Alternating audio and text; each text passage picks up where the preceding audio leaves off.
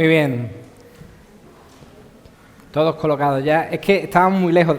Tenía uno la tentación de decir hola, Fondo Norte, porque ya estáis allí al fondo. Bien, hacéis bien pasando hacia adelante. Bienvenidos. Buenos días a todos. Contentos de volver a la iglesia. El fin de semana pasado tuvimos un precioso retiro.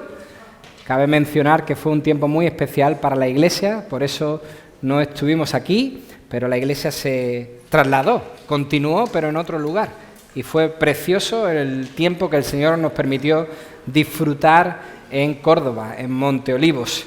Así que volvemos a estar aquí y hoy comenzamos un libro nuevo, un estudio nuevo. Terminamos una serie enfocada en un cristianismo sencillo y hoy comenzamos con un nuevo libro, un libro corto, ¿vale? Por eso, algunos de vosotros, los que lo hayáis solicitado o a los que se les haya ofrecido, tienen preguntas o hojas, podríamos decir, que tienen la intención de que podáis ayudaros de ellas a la hora de recibir la palabra del Señor en esta mañana, que puedan servir de utilidad. No es un examen, por supuesto, en absoluto. No las vamos a corregir ni las vamos a compartir. Esto es para vosotros de manera personal, para que toméis alguna nota, algo que sea llamativo. Además es sencillo porque todo va a ser proyectado aquí en la pantalla.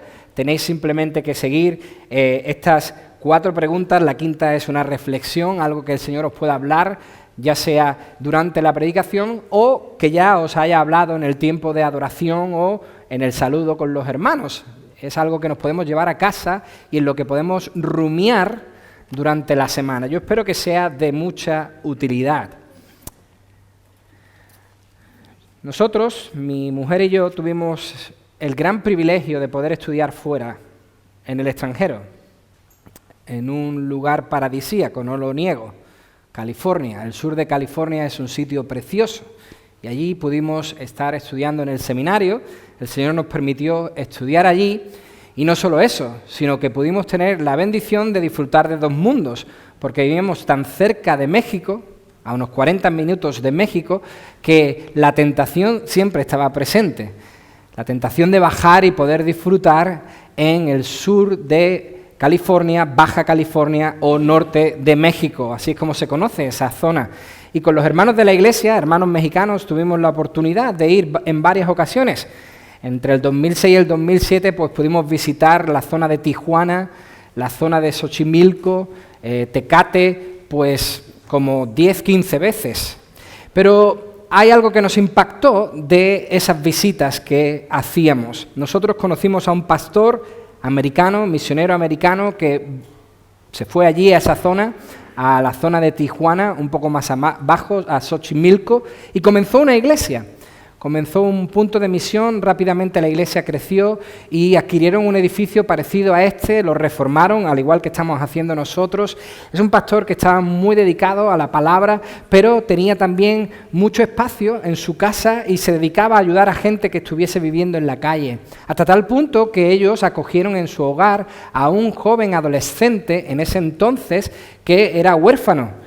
Lo acogieron en su casa, pudieron criarle, pudieron darle una educación, lo trataron como a un hijo, lo trataron como a uno de los suyos. Pues recuerdo que en el año 2007 la triste noticia nos llegó a nosotros que le conocíamos en Estados Unidos.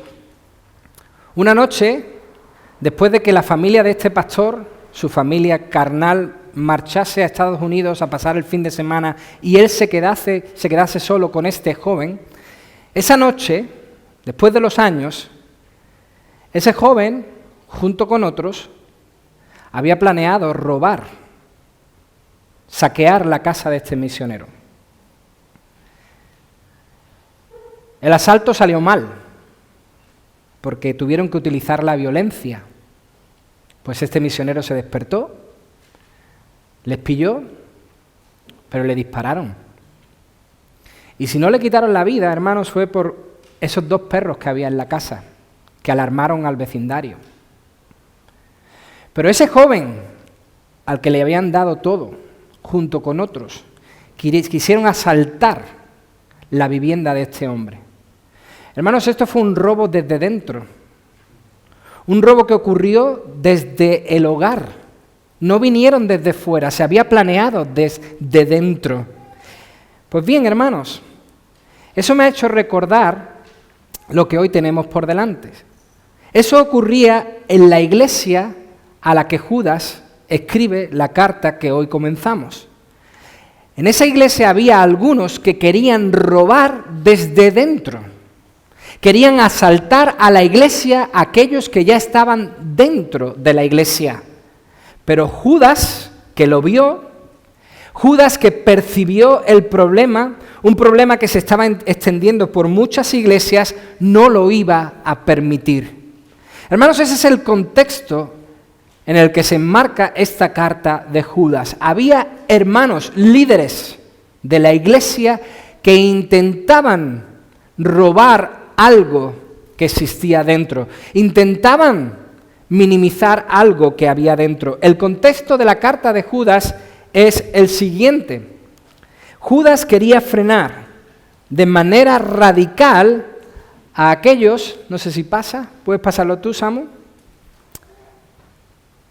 A lo mejor tienes que ponerte ahí.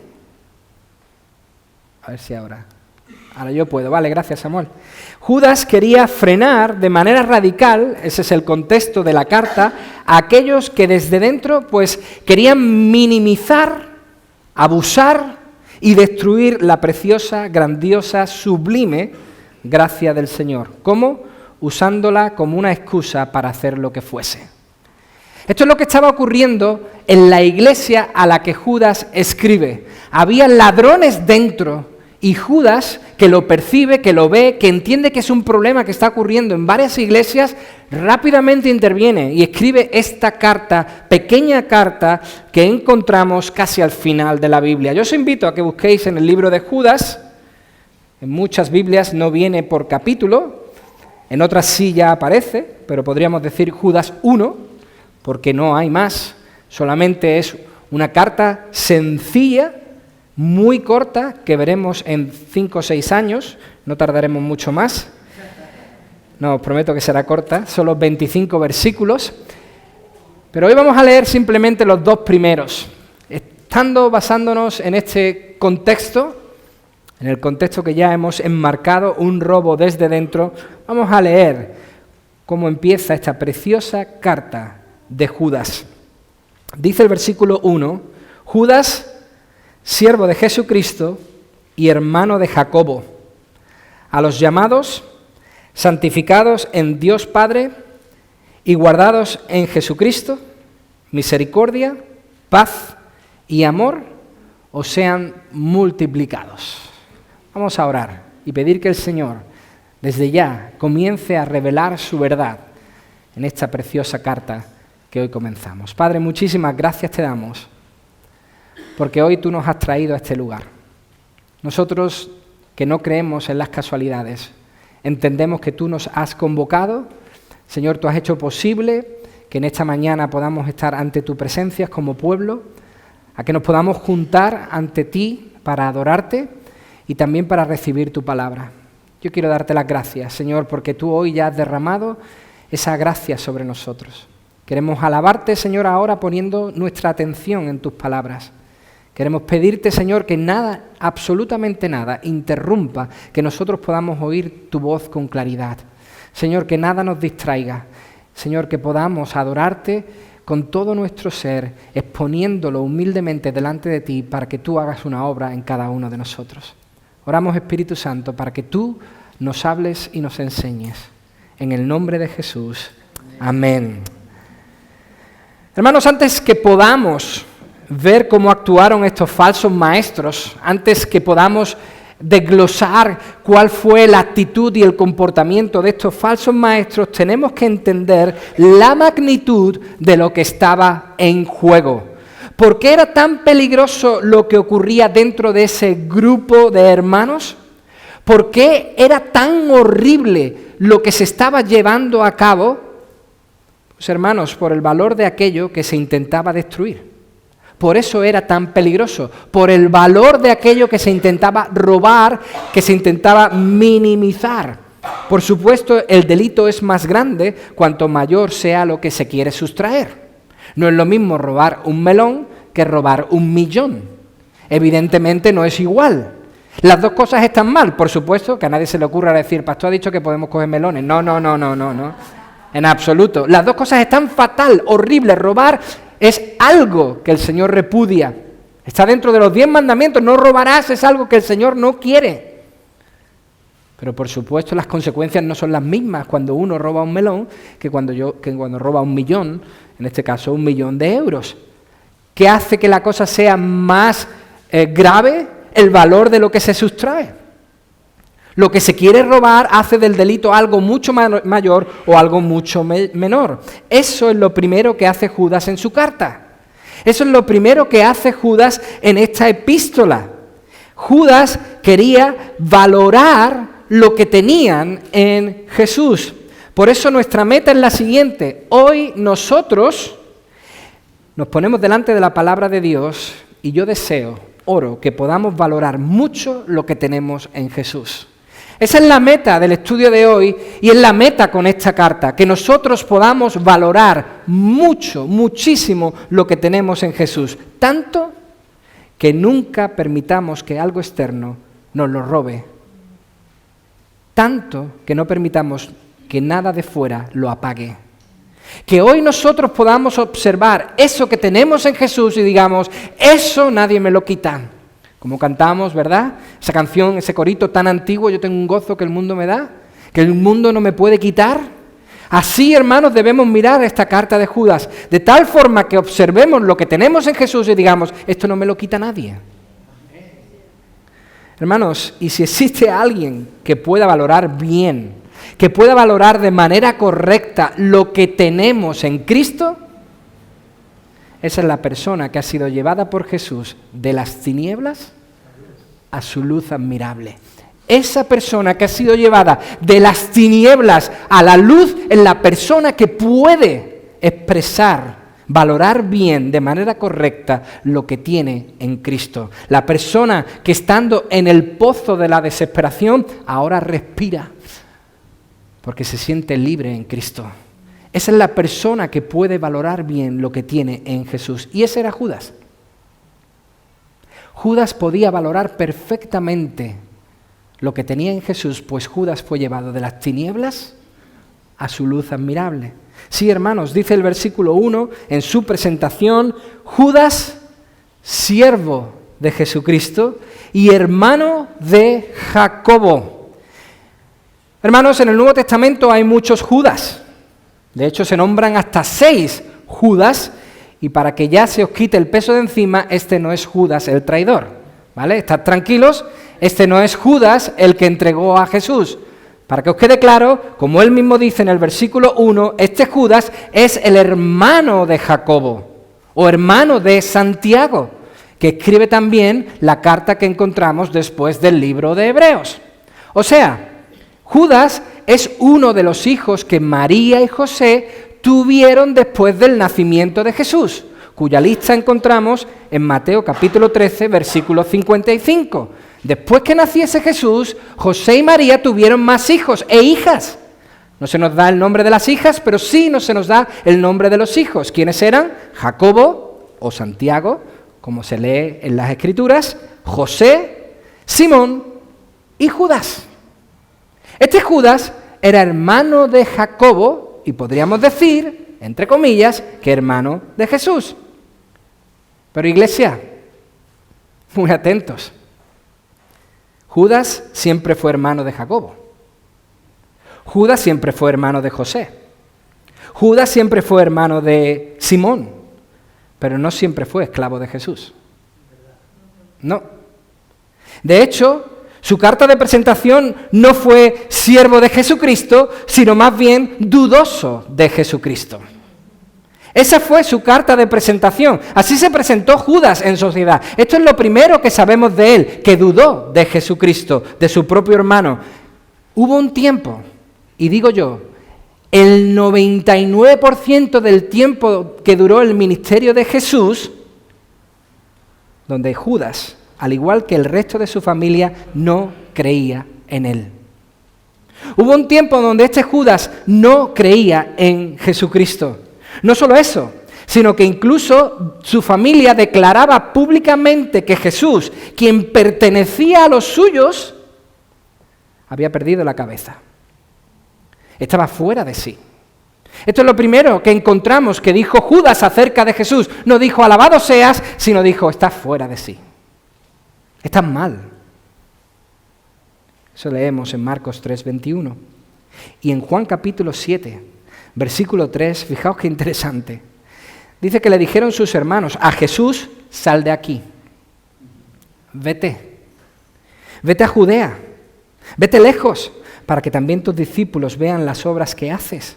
Porque ninguno que procura darse a conocer hace algo en secreto. Si estas cosas haces, manifiéstate al mundo, vete. Y dice el versículo 5, ni aun sus hermanos creían en él. Ese era Judas. No creía en él. No le valoraba. Este era Judas sin Cristo, sin valor. Ese era Judas, el dudoso. El que le señaló como que había perdido la cabeza, el que quería que se apartase de su vida. ¿Cómo es que ahora dice que es esclavo de Jesucristo? ¿Cómo es que ahora se presenta diciendo yo soy siervo de Jesucristo? ¿Cómo que ahora el que él había rechazado, ahora es su Señor? ¿Qué ha pasado? ¿Qué ha ocurrido? Pues hermanos, Judas fue llevado de las tinieblas a la luz admirable. Eso es lo que ha ocurrido. En otras palabras, hubo una conversión sobrenatural y genuina en Judas. Lo que ha ocurrido es lo que nos ha ocurrido a nosotros, hermanos. Hemos sido llevados de las tinieblas a la luz. Los que no creíamos, los que dudábamos, los que señalábamos a Cristo, ahora hemos visto gran luz. Hubo una conversión sobrenatural en Judas. Pasó de ser necio, porque eso es lo que dice la Biblia en el Salmo 14:1, dice el necio en su corazón, no hay Dios. Y eso es lo que estaba diciéndole Judas a Jesús, tú no eres Dios, tú no eres el Mesías. Pasó de señalar a Jesús como un falso maestro a sabio, a temer a Dios, a reverenciar a Cristo. Judas, esclavo de Jesucristo. Hermanos, esta conversión pudo venir muy probablemente por la resurrección de Jesús, pues se presentó vivo después de haber estado sobre una cruz y morir, después de haber sido enterrado y sepultado, después de haber sido visto por su propia familia muerto sobre una cruz, se presentó vivo ante muchos, entre ellos ante Jacobo, el hermano de Judas, y no lo diría al 100%, pero probablemente ante Judas también. Y eso le hizo cambiar. Ahora ya no había dudas. Lo que un día no tenía valor absoluto para Judas, ahora vale todo. Lo que antes valía 0, ahora vale todo. Lo que un día despreció, después valoró tanto que lo abrazó con todas sus fuerzas. Pasó de incrédulo a esclavo de Jesús. Hermanos, esta descripción, esclavo, siervo de Jesucristo, denota, expresa humildad. Eso es lo primero que podemos pensar cuando oímos que una persona dice yo soy siervo de Jesucristo. Es una expresión que demuestra humildad. Se ve claramente cómo el corazón de piedra que tenía Judas ahora era de carne. Se había ablandado, había sido transformado. Pero no solo eso.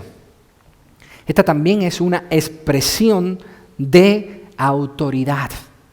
Esta expresión declara autoridad por parte de Judas. O sea, estaba diciendo que su mensaje está respaldado por el mismo Cristo. Eso es lo que está diciendo, que él escribe como su representante. Está diciendo, esto no viene de mí, yo envío un mensaje de parte de Jesucristo. Esto sin decir que a los más grandes del Antiguo Testamento, la Biblia los señala como esclavos, como siervos de Jehová. Así hablaban de Moisés, el siervo de Jehová. Eso es lo que decían del rey David, el siervo del Señor, el esclavo del Señor. Así se hablaba de los siervos del Señor, de los grandes nombres del Antiguo Testamento. Pues bien, Judas no dice que él es esclavo de Jehová, sino que dice que es esclavo de Jesucristo. ¿Qué está haciendo Judas? ¿Se señala como un grande también, como Moisés, como David? No, eso no es lo que está haciendo Judas. Lo que está haciendo Judas es declarar que Jesús es Dios, que Jesucristo es Dios. Por eso dice, como se declararon ellos, siervos y esclavos de Jehová, yo declaro que soy esclavo y siervo de Jesucristo, pues entiendo que Jesucristo es Dios. Hermanos, Judas pudo presentarse en esta carta, Judas pudo presentarse en sociedad de muchas formas. Judas podía haber dicho, yo soy líder de la iglesia, porque era cierto. Judas podía haber dicho que era hermano del líder de la primera iglesia, porque era cierto, Jacobo. Incluso podía haber dicho que él era hermano del mismo Señor Jesucristo. Pero prefirió decir que era esclavo de Jesús. ¿Por qué? Porque no hay título mayor al que se pueda aspirar. No hay título mayor al que un ser humano pueda aspirar. No hay título más grande que un ser humano pueda poseer que el de ser esclavo de Jesús. No se puede llegar más alto, no se puede ascender más, no se puede promocionar más en la vida que cuando uno dice, yo soy siervo de Jesucristo. Esa era su gloria, como dice Pablo en 2 de Corintios 10:17. El que se gloría, gloríese en el Señor. Y eso hace Judas. No presume de sí mismo, sino que dice, hey, yo soy simplemente un siervo del más grande, del Dios verdadero, del Dios encarnado, Jesucristo. Hermanos, eso era tan valioso para él. Valía tanto eso que había ocurrido en su vida que Judas está empeñado que sus hermanos, a los que les escribe, también experimenten ese mismo deseo. Está empeñado que sus hermanos también lo valoren. Ahora era él quien anima a los demás a apreciar lo que tenían en Jesús. Qué curioso. Ahora era él el que le decía a los demás cuánto tenían en Jesús. ¿Por qué? Porque ya no vivía él, sino que vivía Cristo en él. Ahora vivía en la fe del Hijo de Dios encarnado. Ya no era Judas, sino Cristo actuando en su vida. Ahora Judas valora todo lo que tiene como un tesoro. Lo que había despreciado ahora tiene mucho valor para Judas. Por eso, en esta carta, lo primero que hace es motivar a sus lectores a que recuerden el tesoro. Motiva a sus lectores a que recuerden lo que tenían. Motiva a sus lectores diciéndoles que habían sido, versículo 1, llamados, santificados en Dios Padre y guardados en Jesucristo. ¡Wow! ¿Cuánto hay aquí? ¡Qué grandioso lo que hay ahí! ¿Cuánto vale? No tengo el cálculo exacto, hermanos.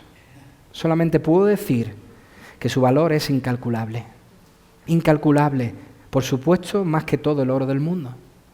Esto que dice a Judas y que era suyo, al igual que nuestro, es de un valor incalculable. Primero está el valor de la humillación de Dios. Llamados, dicen. Ese es el valor de la humillación de Dios, el valor de la humildad de Dios, el valor del amor de Dios. Siendo Él el creador, siendo Dios el Señor, siendo Él el dueño del universo, se acerca a llamar a los hombres.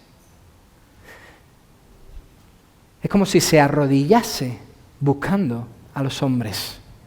Es como si se bajase del trono para llamar a los hombres. Hermanos, esta es una muestra de que Dios desea que los hombres estén cerca de Él. Dios desea que su creación pueda estar con el Creador, que vayan a Él.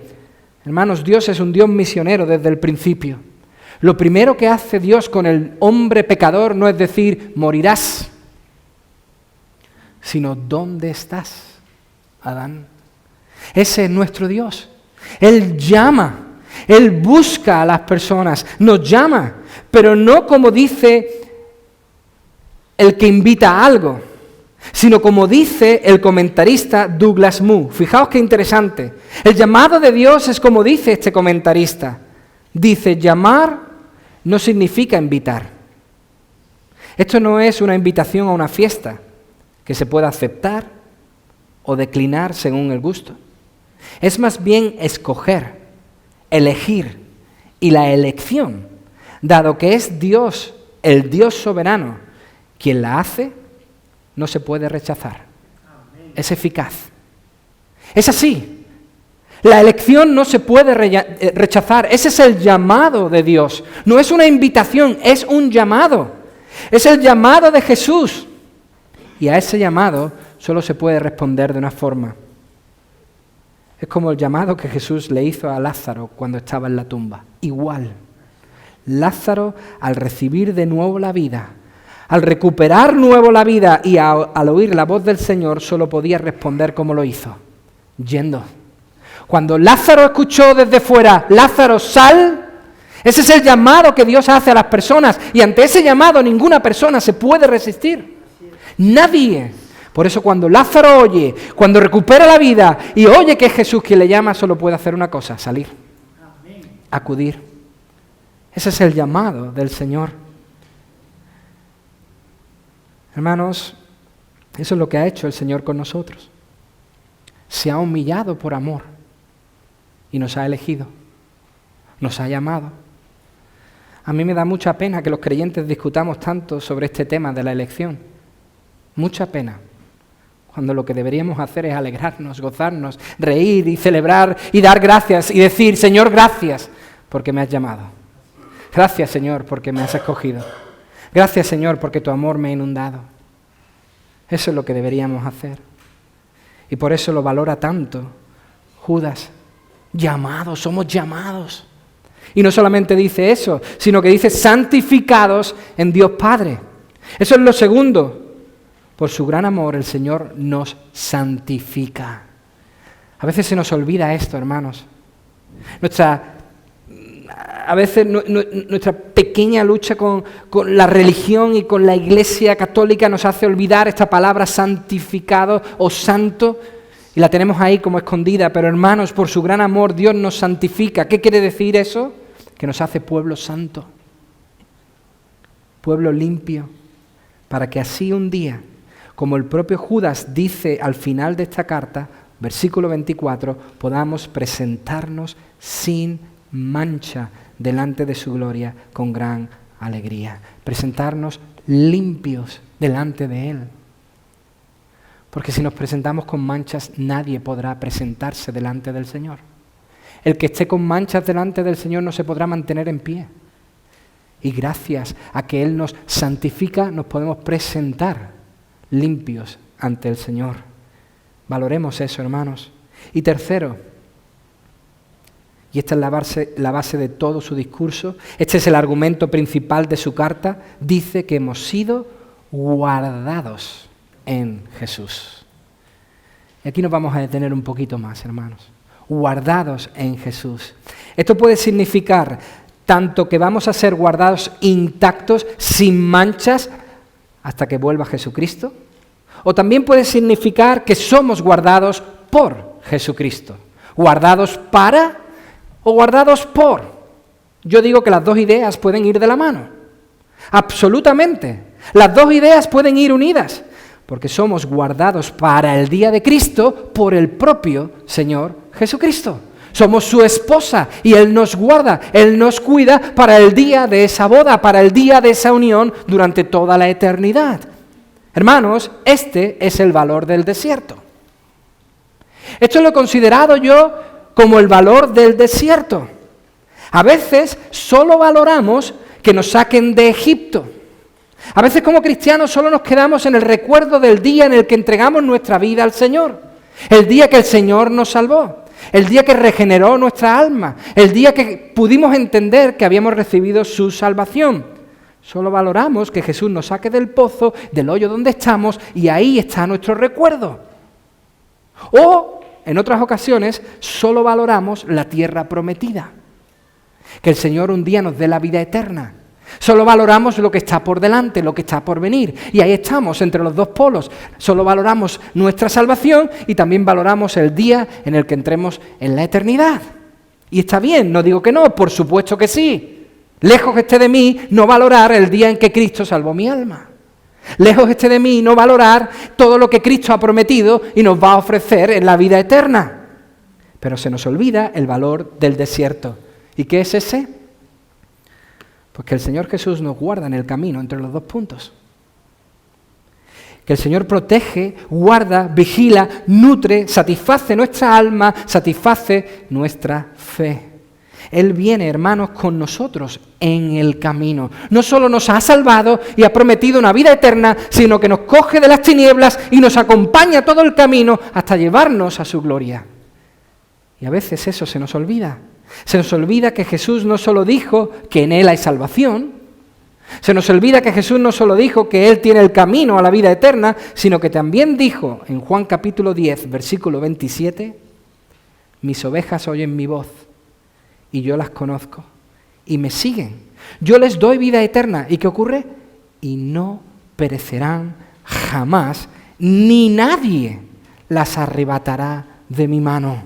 Mi Padre que me las dio, mayor que todos es, y nadie las puede arrebatar de la mano de mi Padre. Es verdad que el Señor dice que Él es la salvación, pero también dice que sus manos están sobre nosotros. Que Él que nos ha salvado también nos va a llevar, nos va a proteger, nos va a cuidar y nos va a mantener limpios y perfectos hasta el día de Jesucristo. Juan capítulo 6, versículo 39, Jesús dice, y la voluntad del Padre que me envió es que no pierda yo nada de lo que Él me ha dado, sino que lo resucite en el día final. Eso es lo que hace el Señor. Esa es su gracia. No solamente es una gracia que salva, sino que es una gracia que acompaña, es una gracia que protege, es una gracia que guarda. Como dice el autor de uno de los comentarios de este libro de Judas, Samuel Pérez Millos, fijaos lo que dice. Jesús no pierde nada de lo que Dios nos da. Nada de lo que Dios le da. Por eso lo guarda durante la vida y lo resucitará de ella en el momento oportuno, en el día final.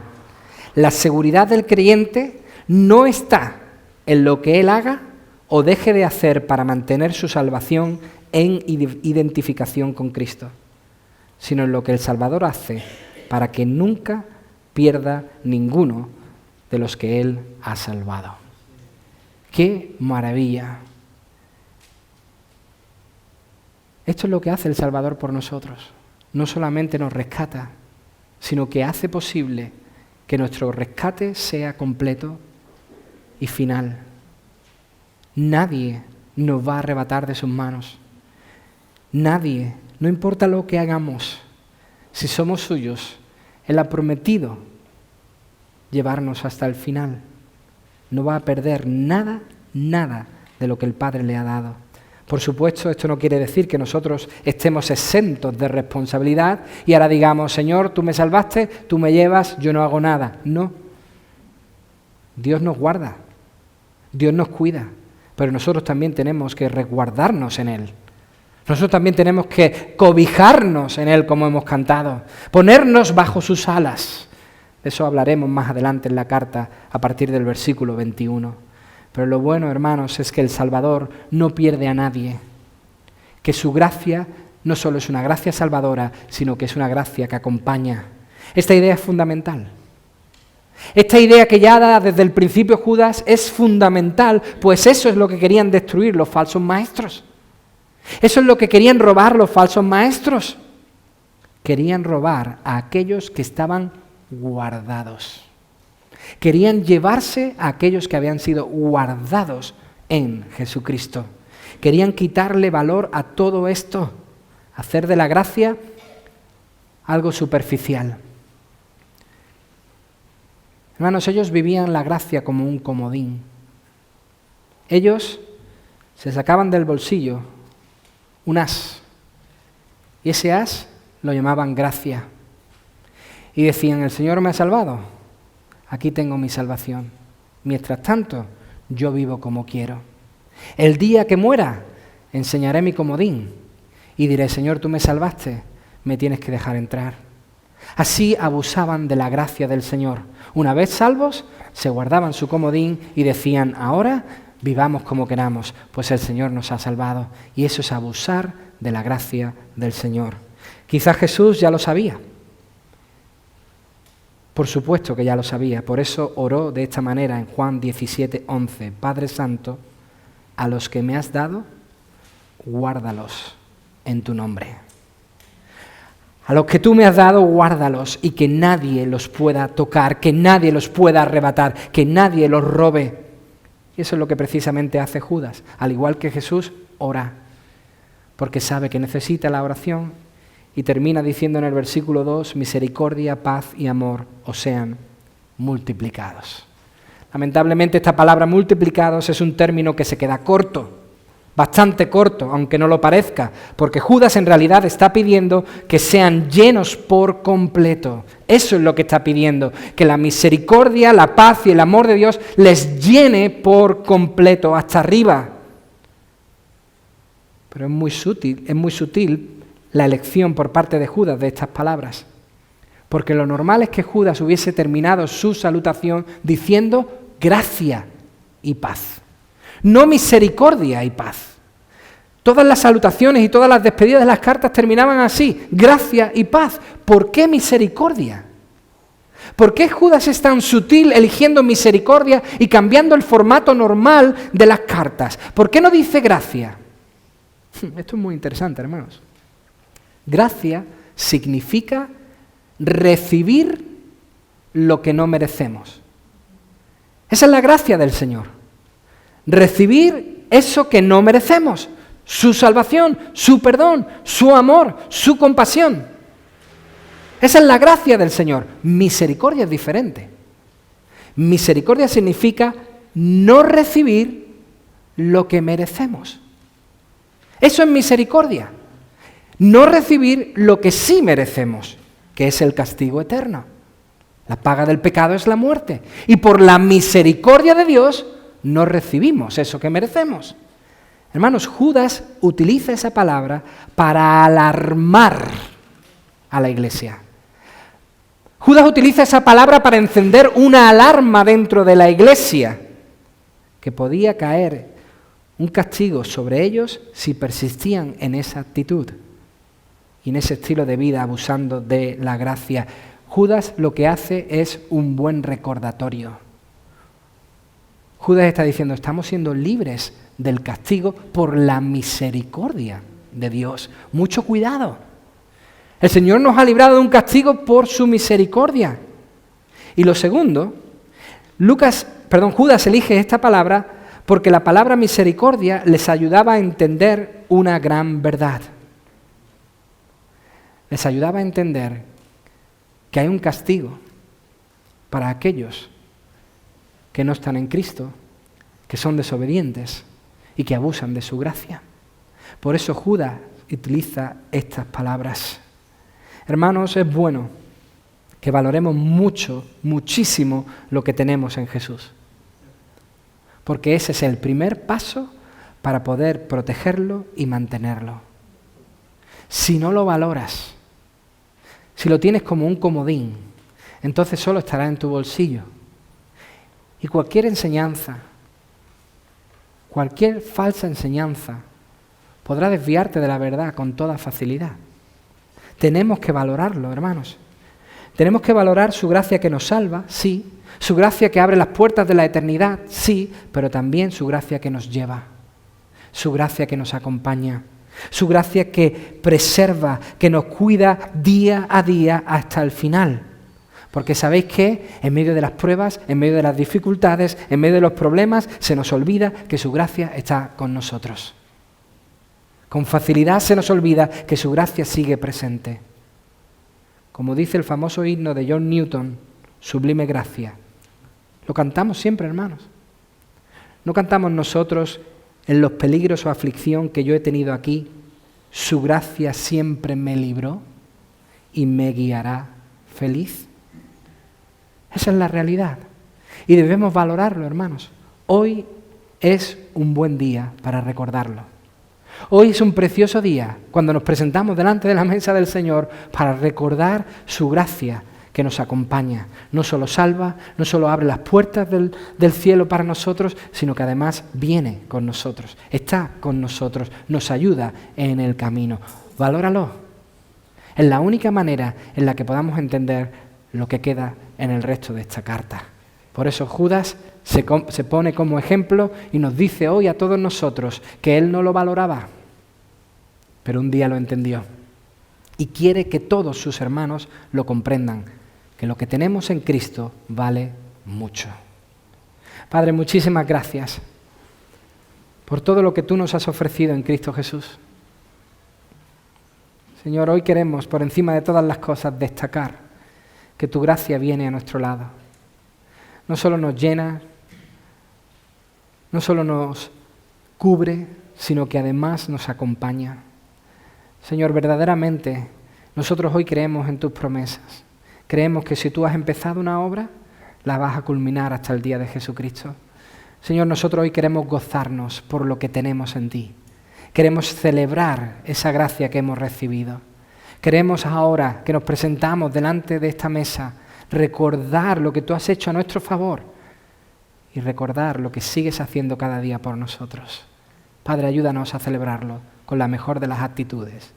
En el nombre de Jesús. Amén. Curiosamente, en aquella mesa donde el Señor instituyó esta Santa Cena, no estaba Judas. ¿Había un Judas? No.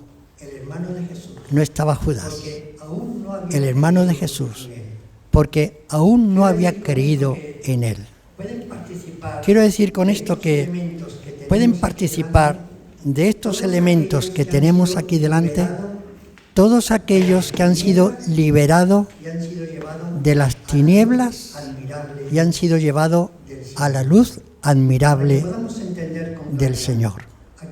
Para que podamos entender con claridad, aquellos que no han atendido el llamado del Señor no deberían participar de estos elementos. Es algo que el Señor instituyó para aquellos que son creyentes, aquellos que han aceptado el llamado del Señor. Por eso la Santa Cena quizás sea otra oportunidad que el Señor nos da para que consideremos nuestra propia situación. Aparte de que es un momento adecuado para que podamos considerar nuestra actitud de pecado en algunas ocasiones, y es el momento adecuado para que podamos arrepentirnos, también podamos participar si somos personas idóneas para participar de estos elementos, porque un día aceptamos el llamado del Señor. Dice la palabra que el Señor Jesús dice, porque yo recibí del Señor lo que también os he enseñado, que el Señor Jesús, la noche que fue entregado, tomó pan, y habiendo dado gracias, lo partió y dijo, tomad, comed, este es mi cuerpo que por vosotros es partido. Haced esto en memoria de mí. Asimismo tomó también la copa después de haber cenado, diciendo, esta copa es el nuevo pacto en mi sangre. Haced esto todas las veces que la bebiereis en memoria de mí. Así que vamos a recordar el sacrificio de Jesús. Tomando estos elementos estamos recordando la sangre de Jesucristo derramada en la cruz del Calvario y el cuerpo de Jesucristo roto para que tú y yo pudiésemos tener la seguridad de la salvación. Voy a pedir a los hermanos que nos van a acompañar en la distribución de estos elementos que salgan ahora, por favor, y nos ayuden.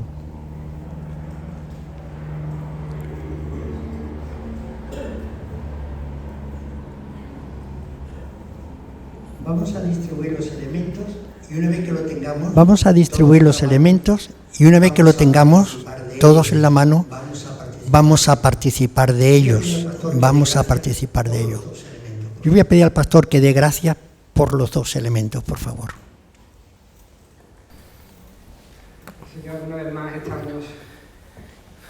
Señor, una vez más estamos delante de esta mesa y estos símbolos y este momento tan importante, tan divino, Señor, queremos celebrarlo de la mejor manera. Queremos haciéndolo recordando lo que tú has hecho por nosotros. Queremos hacerlo recordando, Señor, que tú nos has limpiado de todo pecado y que en ti hay perdón. Por eso presentamos nuestros pecados, Señor, delante de ti y te pedimos que tú nos ayudes a arrepentirnos de ellos. Señor, y lo queremos hacer con gozo, sabiendo lo que significa que tú hayas muerto por nosotros. Significa que has ocupado el lugar que nos pertenecía y que nosotros no tenemos ya que morir, sino que viviremos eternamente. Muchas gracias por haber entregado tu cuerpo hasta el final, molido, roto por nosotros. Y gracias, Señor, por haber derramado hasta la última gota de tu sangre para que hoy nosotros podamos tener vida. Muchas gracias, Señor, por haberla derramado sobre nuestros corazones, por habernos limpiado, santificado, hechos puros y habernos presentado hoy delante del Padre con gran alegría. Muchas gracias, Señor, porque tú nos has salvado. Gracias, Jesús, por haber muerto en nuestro lugar. Te alabamos, te bendecimos y lo hacemos siempre en el nombre de Jesús. Amén. Amén.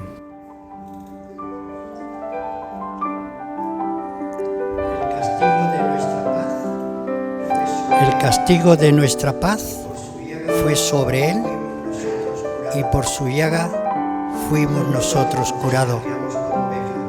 Todos nosotros nos descarriamos como ovejas, cada cual cargó con su camino. Mas el Señor cargó en él el pecado de todos nosotros. El Señor Jesús, la noche que fue entregado, tomó pan y habiendo dado gracia dijo: tomad, comed de él todos.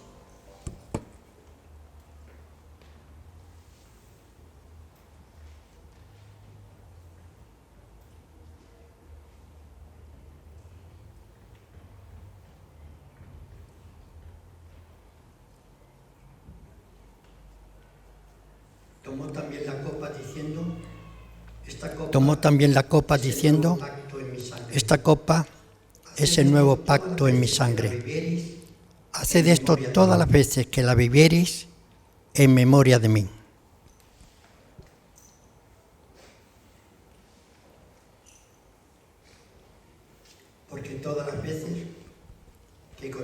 Porque todas las veces que comieseis este pan y bebieseis este vino, la muerte del Señor estáis anunciando hasta que Él venga. Gracias, nuestro Señor. Muchas gracias porque con esa muerte nos diste vida. Y qué bonito, Señor, como hemos estudiado. Estamos guardados en ti. ¿Dónde mejor podremos estar? Te rogamos, Señor, que tú toques los corazones de todos los que aquí estamos. Algunos que posiblemente no hayan terminado de atender tu llamamiento, para que puedan dejarse llevar por el poder de tu llamamiento. Te lo pedimos en el nombre de Jesús. Amén, Señor, amén.